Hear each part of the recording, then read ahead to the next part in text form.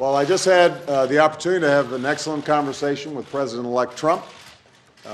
It was wide-ranging. We talked about some of the organizational issues in setting up a White House. We talked about foreign policy. We talked about domestic policy. My number one priority in the coming 2 months is to try to facilitate a transition that ensures our President-elect is successful. I have been very encouraged by the, I think, interest in President-elect Trump's wanting to work with my team around many of the issues that this great country faces. And I believe that it is important for all of us, regardless of party and regardless of political preferences, to now come together, work together, to deal with the many challenges that we face. And most of all, I want to emphasize to you, Mr. President-elect, that we now are going to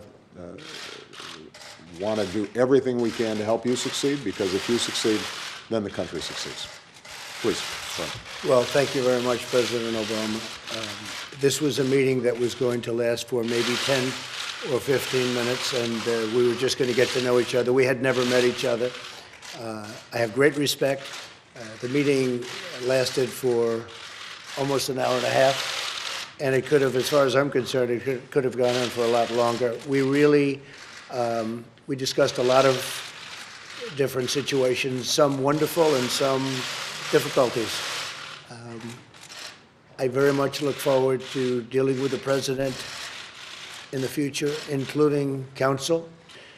So, Mr. President, it was a great honor being with you, and I look forward to being with you many, many more times in the future. Thank you, sir. Thank you, everybody. We are not going to be taking any questions. Thank you, guys. Thank you. Here's a good rule. Don't answer any questions when they just start yelling at you.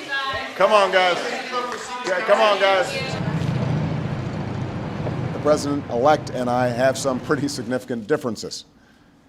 But remember, 8 years ago, President Bush and I had some pretty significant differences. But President Bush's team could not have been more professional or more gracious in making sure we had a smooth transition so that we could hit the ground running.